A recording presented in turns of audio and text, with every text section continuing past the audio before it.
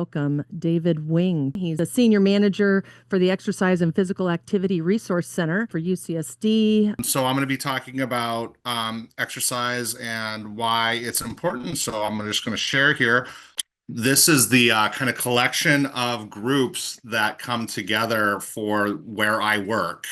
And so I'm part of the Herbert Wertheim School of Public Health and Human Longevity Science, which is a real hassle to write out when you're writing out your title every time, but is, when you think about it, pretty cool.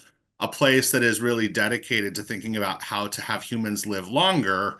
And I would maintain that longevity is not just about length, but also about quality. So not just longer, but also better. The Cal IT2 building, it's also called the Qualcomm Institute here at UCSD. There's other Cal ITs as well across the state. But it's a space where we bring together all kinds of different scientists. In our building, there's 92 different kinds of scientists to really think about how do we use advances in one area to inform advances in another, and really bringing technology and health together, and health and public health, and thinking about a lot of ways to take what we kind of know might work in one area, and can we apply it to another.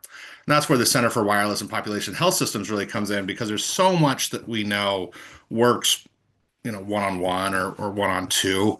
But that is hard to scale, and it's hard to make that accessible for large groups of people, right? So the Center for Wireless and Population Health Systems is really designed to take these things that we know work in small groups and then apply them to larger groups, so that we can get one on 50 or one on 5,000, right? And really take evidence-based science and bring it out to larger groups using technology. And then EPARC is where that kind of all comes together. So our concept, our mission statement is to improve health and prevent disease through the creative use of technology and system-level intervention. And what EPARC actually is then is this research center where we offer all kinds of cool stuff, state-of-the-science tools, to researchers who want to think about how do you to look at questions involving physical activity, exercise, body composition, and other human health research. And what we've really become at this point is kind of a deep phenotyping space where people can really learn a lot about themselves, and we can learn a lot about different groups. You may have seen there's some things on Netflix and whatnot about this advent of deep phenotyping and kind of hacking your own biome and genome to understand what you need. So I'll talk a little bit about that as well. So this is always kind of fun to show off the various toys that I get to play with on a regular basis. So, metabolic carts and treadmills and bikes. This is a DEXA. Some of you who have been to some of these others have had maybe the opportunity to come into the lab and get a DEXA. We offer that as a service that can be you can certainly pay for it at any time, but you can also access it for free fairly regularly. And it's kind of a neat way of understanding your body composition. Then a bunch of stuff for balance and what have you as well. Looking at how much do you move when you're sitting still versus being put on some sort of unsteady surface, like this is mimicking what a surfboard would feel like, right? Then other treadmills, some neat strength testing equipment, so kind of all kinds of fun toys. So why is this topic important? So in 2022, and you can see kind of a new entry here, but there were a lot of people died. And there are several reasons for that, right? And so these are the top 15 reasons that people at any age died, right? So this could be just, over the lifespan. And when you look at some of these diseases that I'm going to underline here, these are about physical inactivity, right? So being still is really bad for these particular diseases. It really contributes a lot to them. And on the other side of that, being not still, being active can improve them, right? Similarly, the ones that are now in bold are at least partially improved by regular activity, meaning you have less incidence of the disease itself or the condition itself, and you also have a slower progression of that if you have regular physical activity. If, for instance, Parkinson's disease has been shown over and over again by even very modest amounts of physical activity to slow the progression by quite a lot.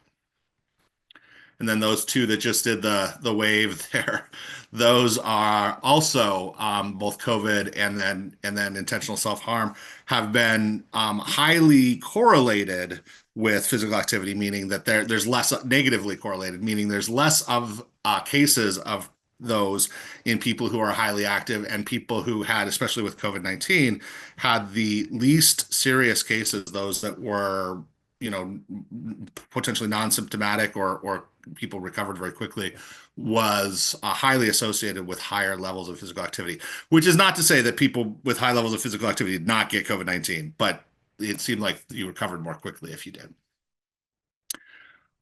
So I could read these to you. This is my wheel of why exercise.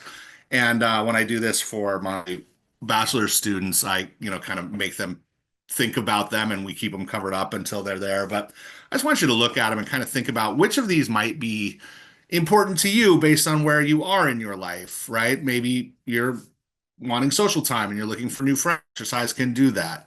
Maybe you have some balance concerns and you don't want to fall. Exercise can do that as well.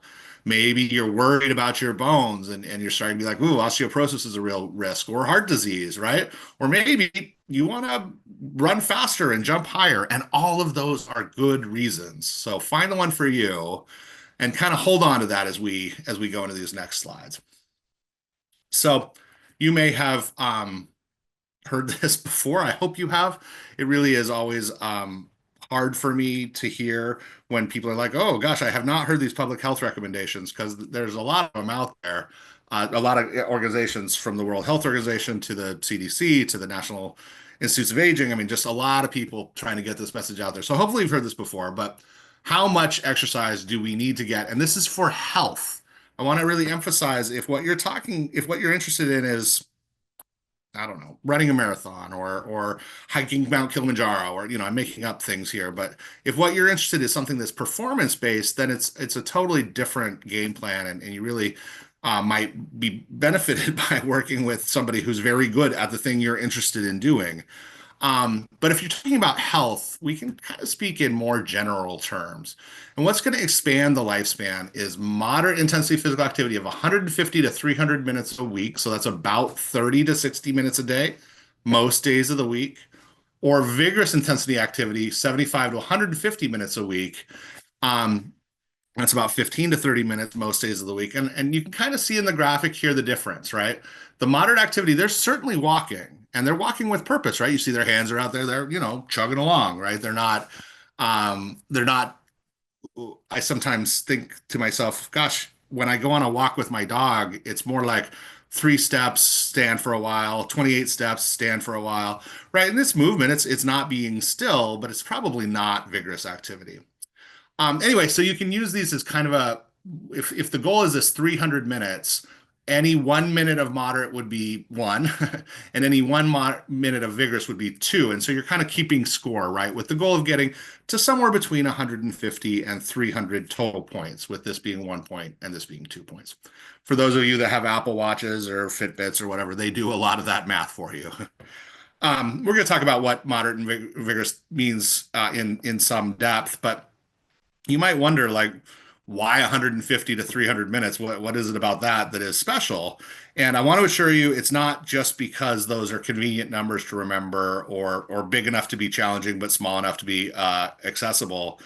It's instead based on quite a bit of research. So this article is really looking at many, many different kinds of disease and the development of disease and the progression of disease and what have you, as it relates to physical activity. And these graphics, I mean, just at their very basic, you can see they go down. On the bottom axis here is a metric called Met hours per week, but it's a metric of physical activity that is basically taking intensity times time. So if you're more intense for less time or less intense for more time, either way you can move rightward. And then as you move on the vertical axis, going down is reduced risk. HR in this case stands for hazard ratio. And so at about that spot, where the arrows are on this graphic is 150 minutes of moderate or 75 minutes of vigorous activity. You can see, man, you've got a pretty good chunk of the gain, the reduction in risk for these biggies, right? Breast cancer, ischemic heart disease is a fancy way of saying the kind of thing that causes heart attacks. Type 2 diabetes, COPD is respiratory, like chronic respiratory diseases. Right. So you've gone quite a way down that gain. You've gained a lot. And then if you go up to that 300 minutes, you've gotten the vast majority of it. Now, it's not to say that going longer isn't going to give you increased health benefit, but you start getting less benefit for every extra minute you do. At about 300 minutes, you've gotten most of the health benefit that you're going to get. And so this is the graphic that I put in my uh, early classes for bachelor's degree students. But it's just to show really in any case, what we're looking at as we increase our activity, and this is a physical activity, right? These are the same amount of increase, but the benefit is huge at the beginning, still pretty good as you go further on. And then at the end, you're really dealing with very small additional benefits. Again, this is for health. If you have goals about marathons and that sort of thing, then more can be more. Okay, so all of that has led to this idea, and this started I don't want to say a revolution, but an idea that has really done some great things I guess it was about 16 years ago now that the Exercise is Medicine initiative started.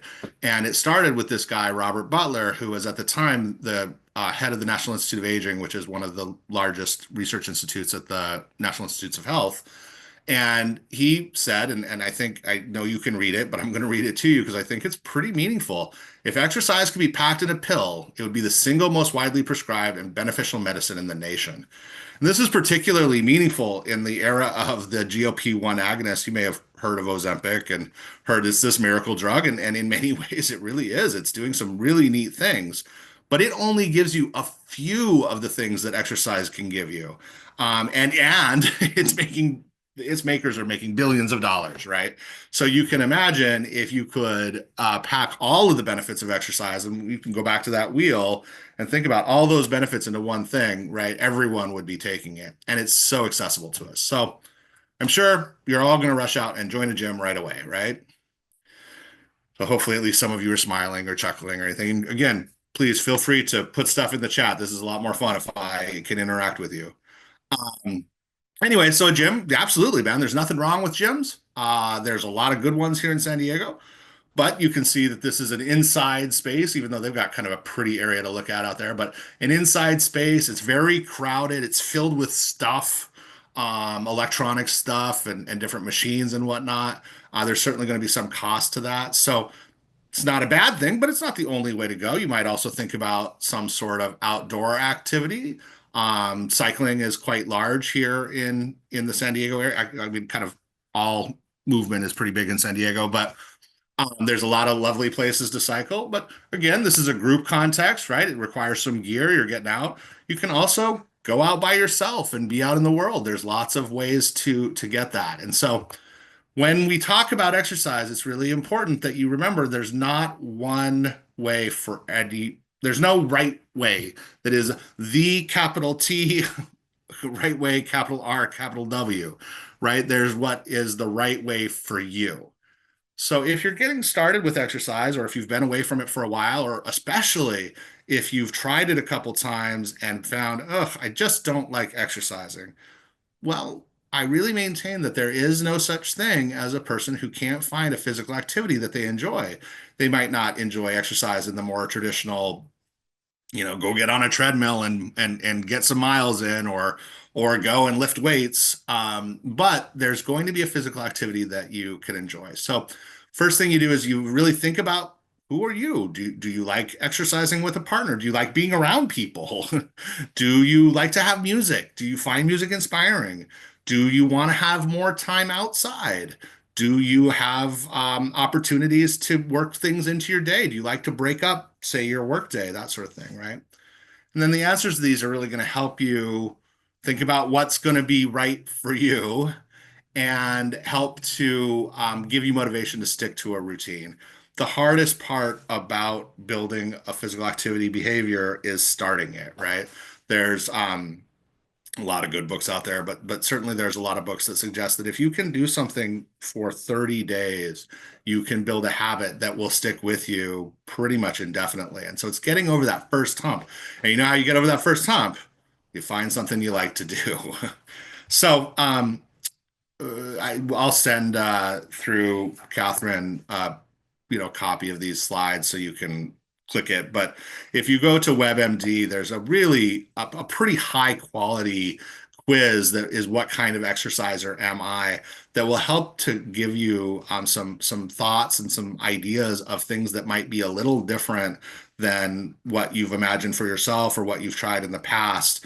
There's a lot of these out there, right? This kind of quiz is not unique to WebMD, but the one at WebMD I think is particularly good because it takes quite a bit of not just what are your goals and what is your history, but what do you like to do? Oh, thank you. Perfect, Catherine.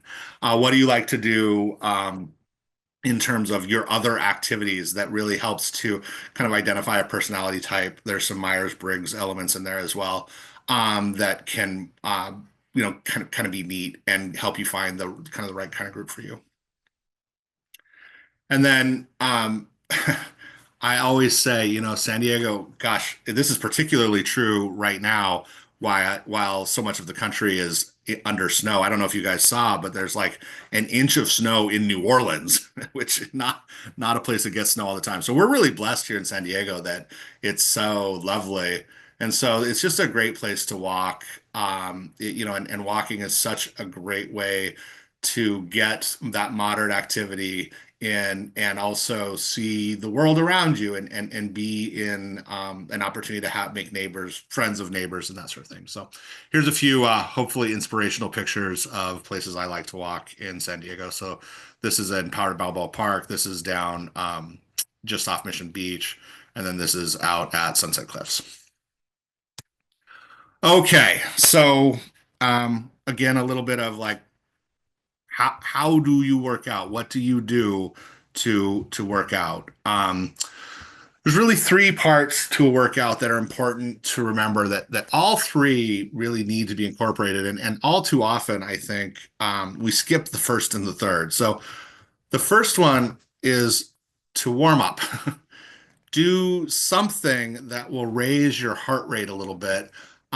This is especially true if part of the workout's going to be about weight training, and we're going to talk about that in a minute. But getting the blood flowing before you start lifting weights is really important because you're going to need to have that blood go to the working muscles. And what happens is when we start moving, our blood vessels get bigger and they open up. It's kind of like you get a bigger hose, if you will.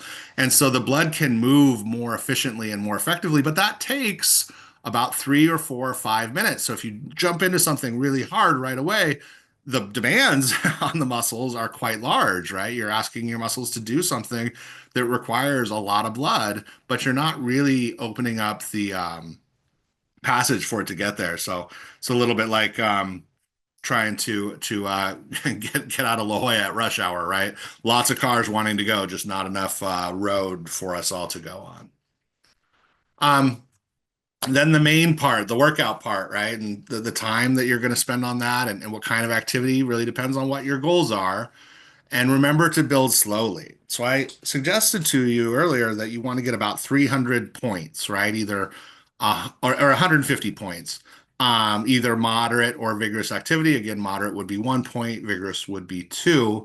But if you right now are not doing anything, starting, remember that graphic I showed you of the benefit for time, right?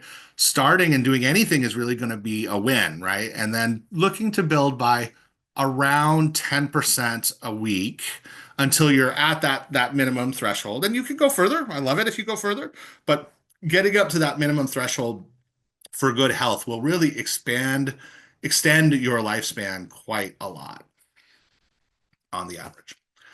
And then a cool down. And this is especially important if you're older than about 40. It's important to end slowly. Keep moving for a little while. Blood can very easily pool because, right, we've opened up the blood vessels a whole bunch. And so there's lots of room, but now we're not moving as much. The heart's not beating as hard. And so they're kind of the blood's kind of pooling in the bottom of that big vessel. And that can lead to dizziness. It can lead to nausea. It can lead to, in more extreme cases, passing out. So it's a good time to keep moving for a little while. Um, Walking, dynamic stretching again can be really good. Don't immediately, however, get on the ground with more static stretching where we're seated stretching. You want to do more movement-based dynamic stretching. It can be a good way to cool down though, and also work on flexibility. I'm not going to talk too much about flexibility here because that's more kind of a specialized area, but flexibility is one of the things that's increasingly being really recognized as important to successful aging. Not so much living longer, but living better, because you're able to keep the movement in your body that allows you to do regular stuff that if your muscles get too tight can become really hard, even if you've got sufficient strength and cardiovascular health. So, and this is mostly about cardiovascular health here, but one of the ways that you can think about this, and this is worth writing down if you're not doing exercise regularly, is to think about, okay, I want to have a heart rate of X, right? And moderate activity is going to be about 50 to 65%, and vigorous is going to be about 65 to 85%. And you can figure out what your likely max heart rate is with a really quick and easy formula here, 220 minus your age. Catherine, if we were in a room, I'd put you on the spot and ask you how old you are and do a little math with you. But I'm going to just take a theoretical 60-year-old for this. 61.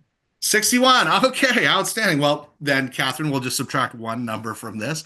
But if we were going to use Catherine as our example here, and we wanted to calculate the very top heart rate that she would want to get to for vigorous activity, we'd say, okay, what's 220 minus 60?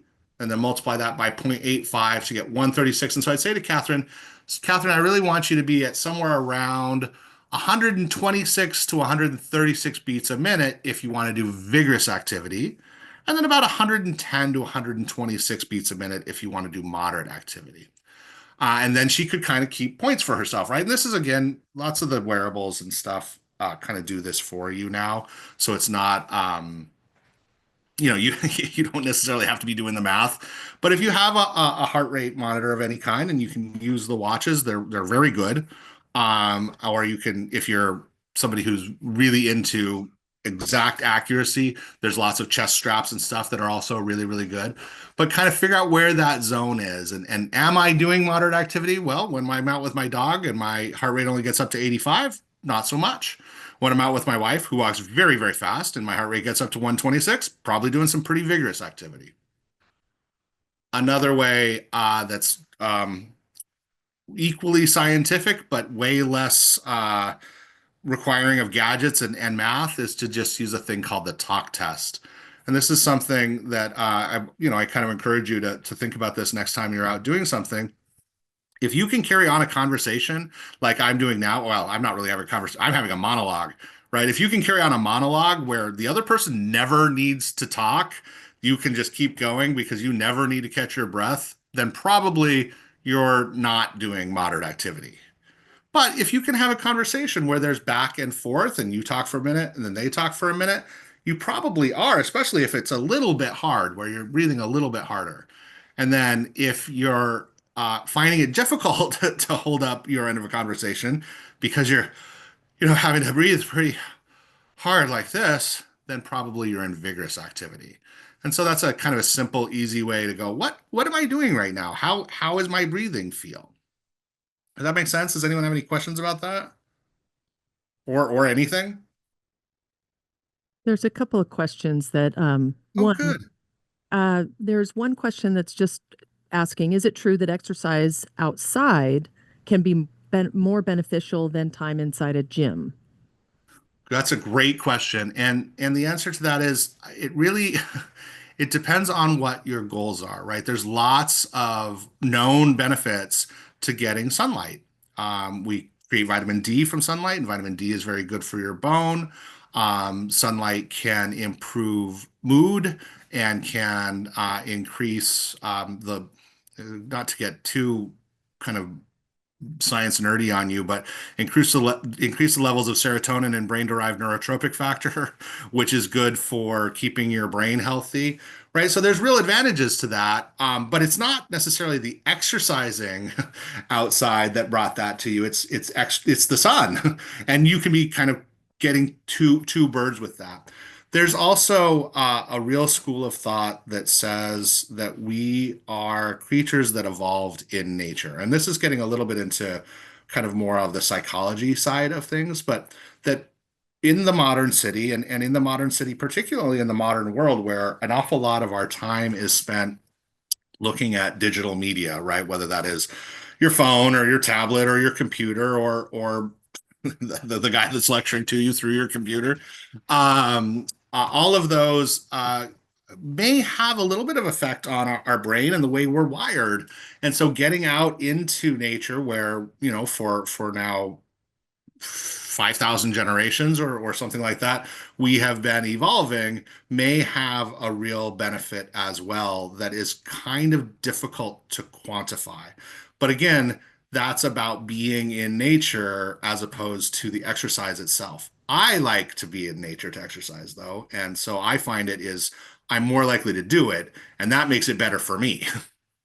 Right. Isn't it also true that I've had doctors tell me that almost everybody is deficient in vitamin D, which would mean that we should have more time outside.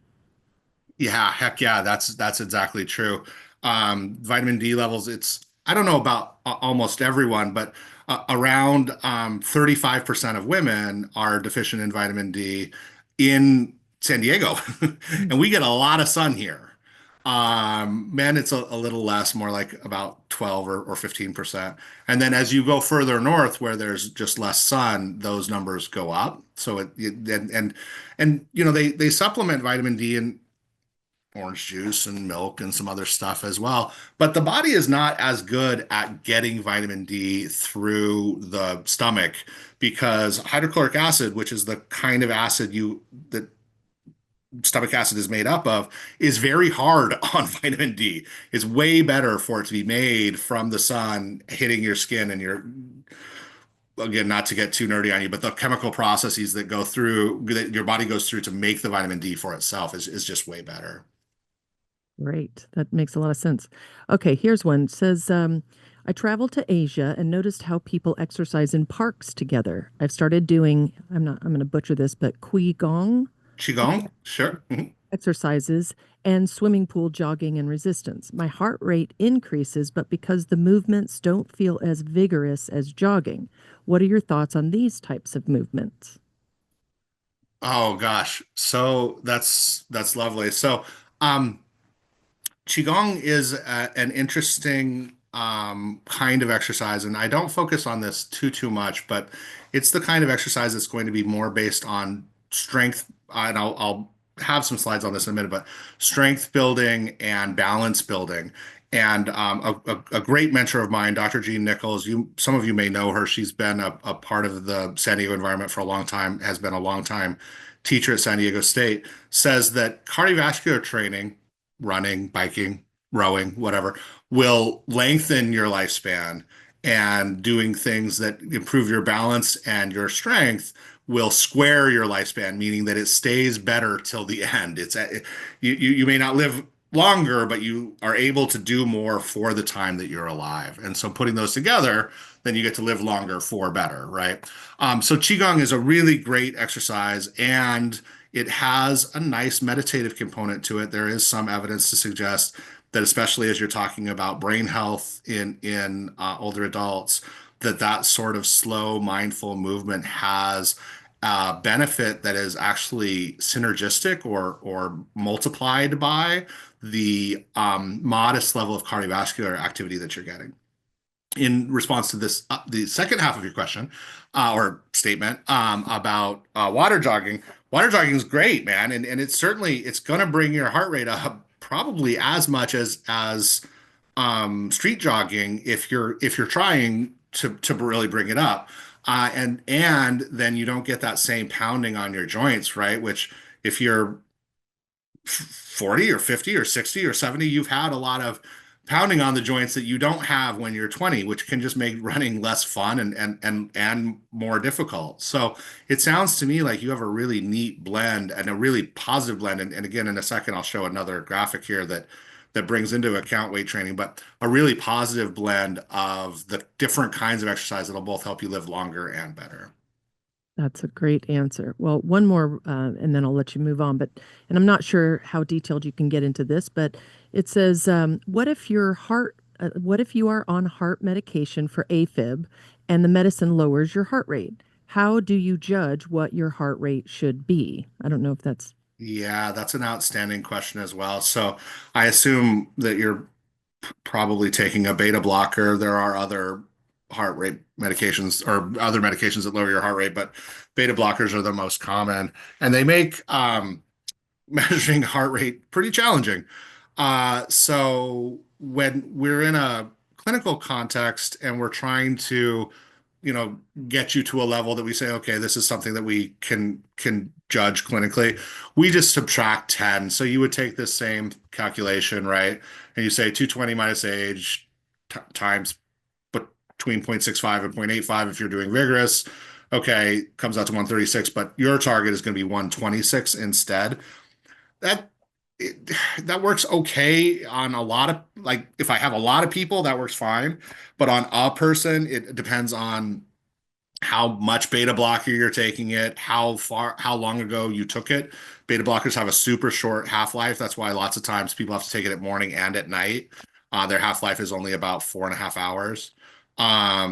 So a better way for folks who are on beta blockers, I think, is this talk test. And again, that's if you can carry on a conversation, but you like it that the other person has to talk too, because it's nice to be able to catch your breath for a second or 30 seconds or whatever, then you're probably at moderate. If you're struggling to be able to hold up your end of a conversation, you're at vigorous.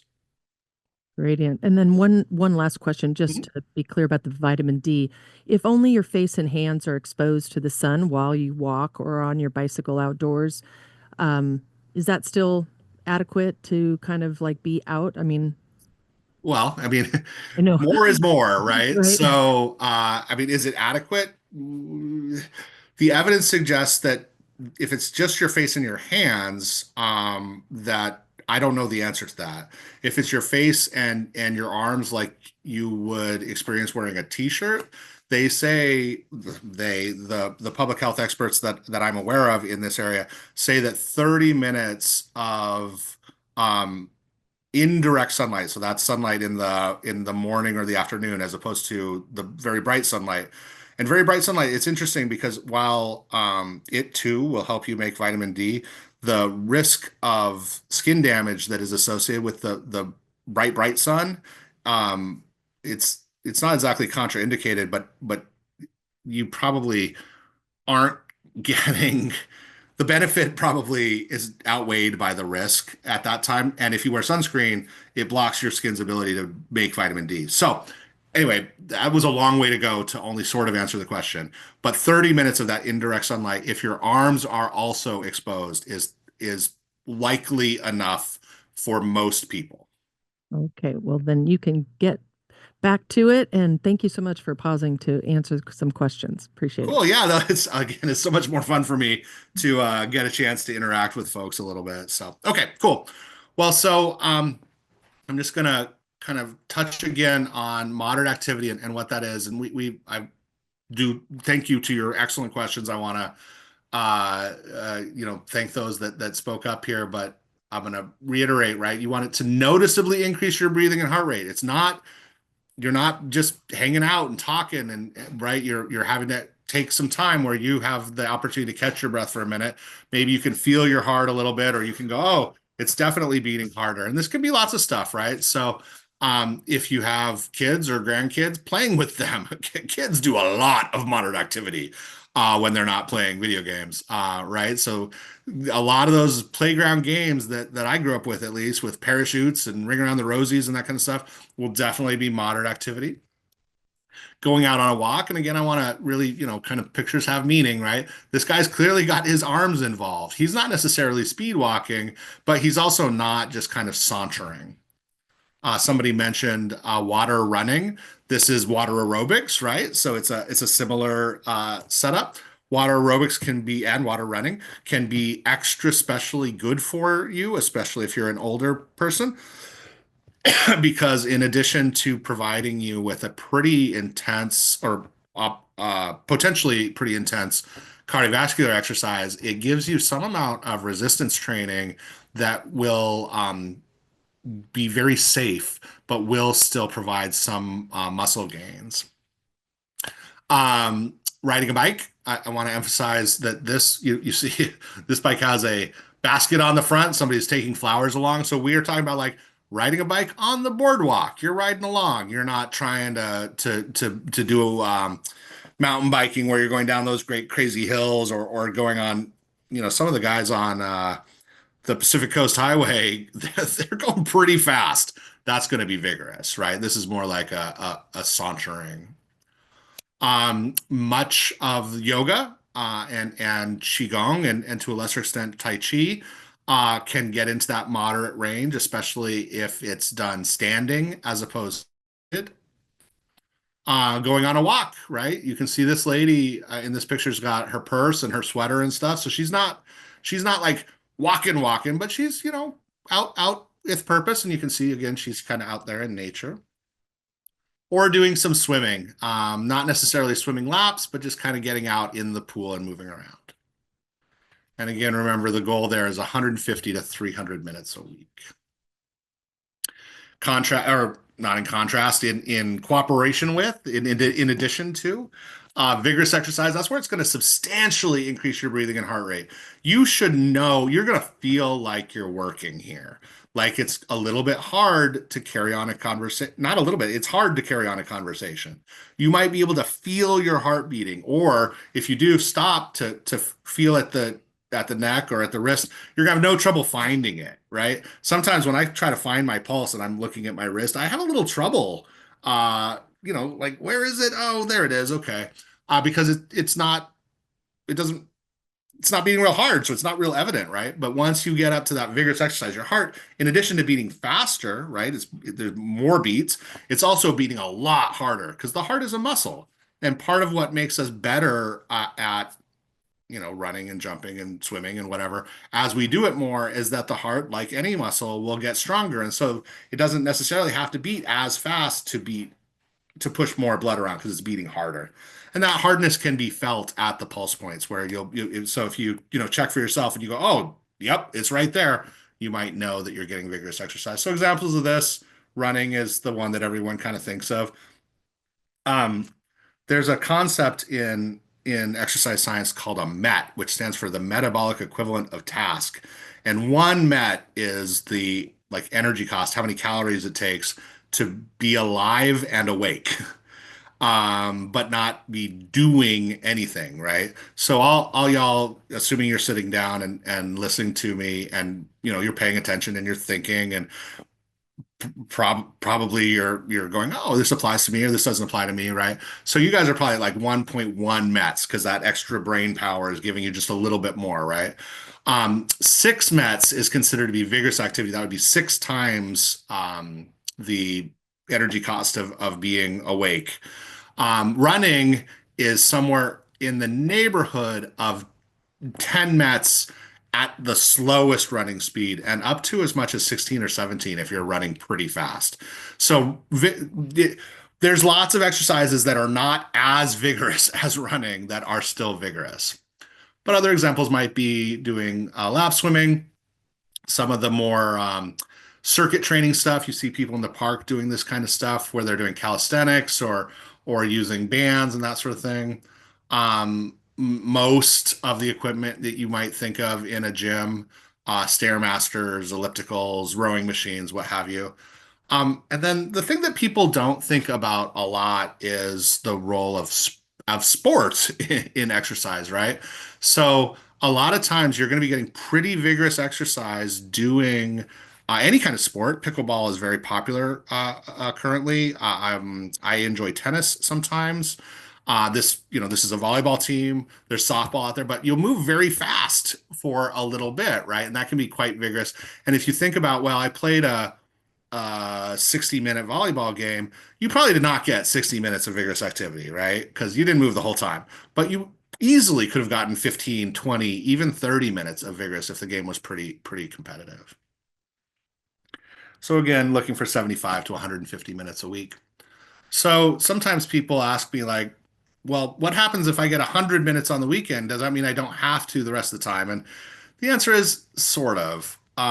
The recommendations for health are again to try to get exercise most days of the week. There is definitely losses that occur if you have long periods where you don't do anything, and so you kind of have to build back the base.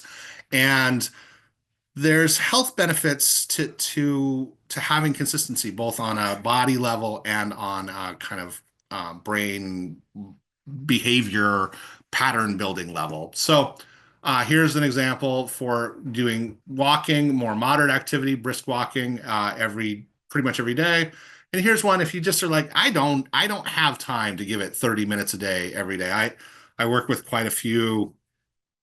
We have a concierge medicine practice at UCSD, and one of the pieces of that concierge practice is some work with some exercise specialists that are helping people figure out their activities. And some of these people are, like many of you, I suspect, pretty high-powered business people, and they don't have a lot of time. So they're like, I can't give it 30 minutes a day. Okay, well, maybe we can give it 30 minutes 3 times, but you got to be a little more vigorous if that's how much time you have. And then the key that I've only kind of touched on this, but weight training is really important. You only really need to weight train, and I should have a circle around this one too, but twice a week is enough to maintain your strength. And you probably aren't going to build strength with twice a week, but it's enough to maintain your strength and muscle mass, which especially once we get into our 40s and 50s is really important to quality of life. If you do more is more. You can build muscle and build strength if you're doing more than 2 days a week, but 2 days a week is enough to maintain your strength. So if you're somebody who doesn't want to join a gym, there's a few things that are really beneficial for home exercise, right? The one thing you probably absolutely need for home exercise is either a pair of shoes or some swimming trunks and access to a swimming pool. But some other nice things would be a mat. Mats are good both because they give you a little bit of padding and allow you to do some things on the floor, but also they're most of the time going to be a non-stick surface. And so they really reduce the risk of slips and falls as you're doing home-based exercise. Having some sort of resistance training, you can use the weight of your arms. I don't know, when I grew up, one of the punishments that I would have would be to hold a school book out in front of me with my arms straight out for 2 or 3 minutes. And it was astonishing how tired your shoulders can get from just holding a book, right? So you don't absolutely need these. You probably have a textbook or something in your house. But that might be something that makes it a little bit more, you feel like you're doing exercise and what have you. Step is a really great thing if you want to do home-based exercise, if you don't want to go out for whatever reason, because it can lead to some pretty intense cardiovascular exercise pretty quickly and in a very small space. And then especially for those of us that are a little older, it's really important that you have something to balance against. You can certainly use your walls. My mother tells my father, though, that he can't use the walls because he leaves fingerprints on them. And so instead, having a chair that is a sturdy chair is a good way to be able to make sure that you, as you're doing things, just have somewhere to reach out in case you start to lose your balance. So the key, again, there's no such thing as a person who can't find a physical activity that they like. So find something that you find fun because that will make it sustainable. So just a few recommendations. Find something that you like doing that is a game to you, that is enjoyable, and that you have other people who like to do it with you. It's fun to do stuff with people you like. And so if you find that kind of community, you can service your exercise needs and also to some degree your social needs. Establish a goal, whatever that goal is. It can be to walk around the block. It can be to climb the Empire State Building. I'm not saying actually climb the Empire State Building, but do that many floors in the first 3 months of the year. Right? Any goal can be a good goal, and then tell people about it. That's the key, I think, to being successful at a goal, because they'll be interested. If assuming you're telling people who are interested in you, they'll be interested in your success in that goal, and you'll get to both have people being like, "Oh, let me be part of this with you," and also celebrating you as you get closer to your goal, which can be very motivating. Keep track of things. Um, I think it's important that I used to tell people not to use their electronic gadgets and instead write stuff down, because in a large meta-analysis that was done by our group about just over 10 years ago now, we found that the single biggest predictor of behavior change in college students was self-tracking. And having it tracked for you was not enough. You had to engage with those data. And so we made people write down how many minutes they were walking and how many steps they were taking. And people who wrote it down regularly were more successful at inducing behavior change. But you can do it. There's an awful lot of gizmos out there that will track it for you. And as long as you're looking at that and thinking about it, that will also be beneficial. Doing something new, taking some sort of class, trying something different. There's an awful lot of specialty classes out there, specialty gyms out there. Again, here in San Diego, we can do a lot of stuff outside, so specialty spaces that offer introductory options for free in some cases, or for very modest amounts of money. Um, Give yourself rewards, especially if you have a goal, break that up into smaller goals. And as you make achievements, my my wife is a rather amazing list maker. And one of the great joys she has in life is making check marks on her lists, right? And so for her, the check mark itself, it can be a reward. But establishing spaces in there where you reward yourself for having achieved and recognize that achievement. And then having a time bound goal in mind. A 5K is kind of a classic. Lots of people do the like couch to 5K kind of experience, but having something that is going to happen at a specific date, so you have both a goal and a time to your goal, and then also a very tangible measure of your success, right? You have a medal or a t-shirt or whatever that you can display with some pride, both to others and then also to yourself. Um, Another way to kind of mix it up, especially if you're somebody who doesn't have a lot of time, and this is something that we're really focusing on a lot with those concierge health folks that we're working with, is to do circuit training. And so the way you do this is you establish some stations, whatever those may be, and I'll show you an example of one in a minute. You're going to do a fairly short amount of time at each station, 30 to 45 seconds, and then move on to the next. That should take you hopefully around 15 seconds, and then you immediately start the next station. So while you're working out pretty hard, you're doing pretty vigorous exercise, right? No one spot is going to become overtired. It's a great way to do mixed training. You can mix aerobic and resistance really well. There's a lot of good resources on the internet. You can do it with just body weight, and it can be done for interval training, where one part of the circuit, one station on the circuit is very, very vigorous, and the next station is maybe less so, allowing you to have some recovery time. So an example of this that we do in our demonstration classes is to take a deck of cards, and then with a partner, we go back and forth. You draw a card and then do that many of whatever the card represents. So in one of the classes that we do, hearts is squats, diamonds is lunges, spades is jumping jacks, and clubs is lifting up your knees to touch your hand up high. And right. So if you get a two, you're like, aha, I only have to do two squats. But if you get an ace, you have to do 15, and face cards are 10. So it's a fun way to go back and forth and give yourself a little, easy to do at home kind of group exercise. Um, Not all people like working out with others. It certainly is not a thing that you have to do. But if you are somebody who has significant others and or children in your life, it's really often an advantage to do things together. So this study is a little bit older now. It's from 2015. But it was a super robust study of couples done in England with the English longitudinal study of aging.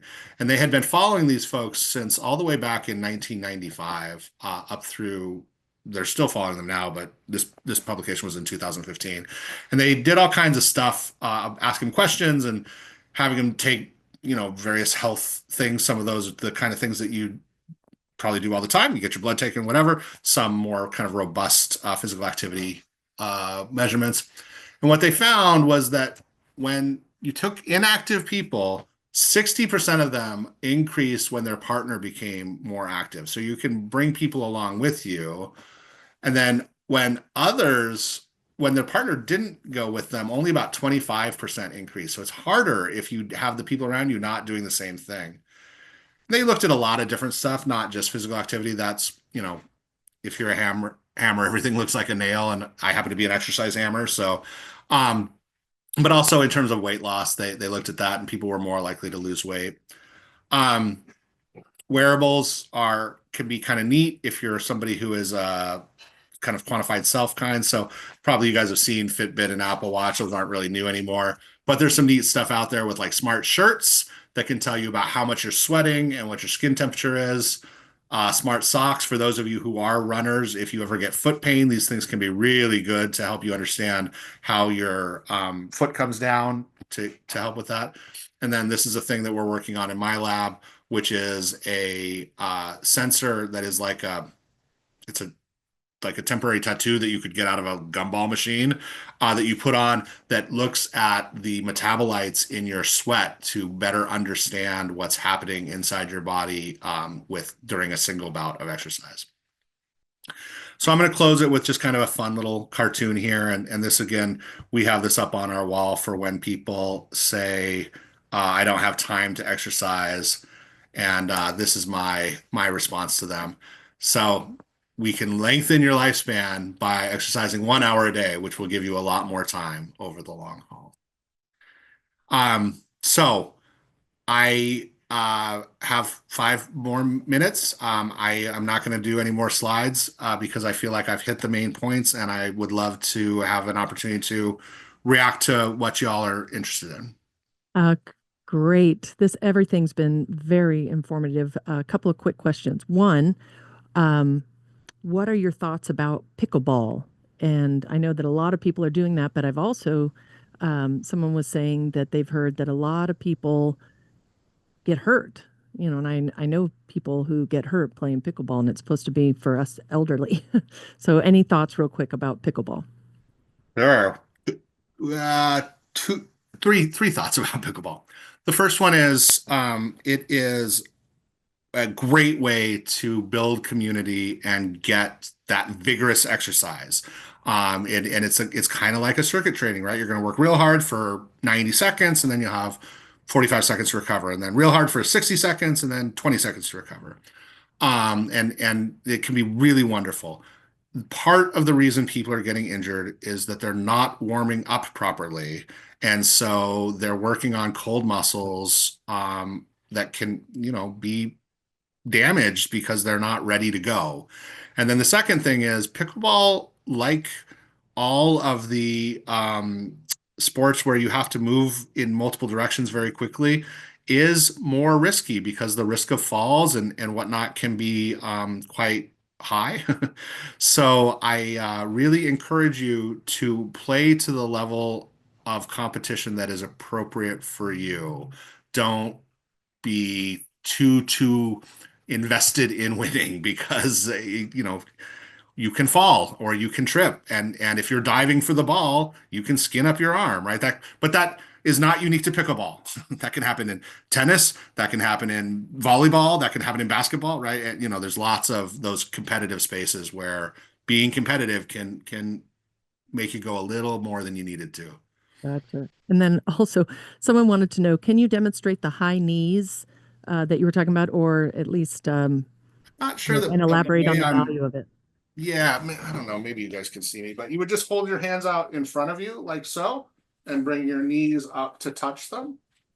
And the faster you go, the more vigorous that's going to be. But if you think about it, right, like we don't lift our knees up to the level of our waist very often in a day. So that can become a thing that gets your heart rate up quite quickly. 30 seconds, 45 seconds. And if you're doing that deck of cards, part of the goal, we try to get people to get through an entire deck, two people working as a pair in 6 minutes. So you have to be doing those exercises pretty fast to get through the whole deck. Thank you so much for being here with us, and everyone have a very healthy and safe 2025 and beyond.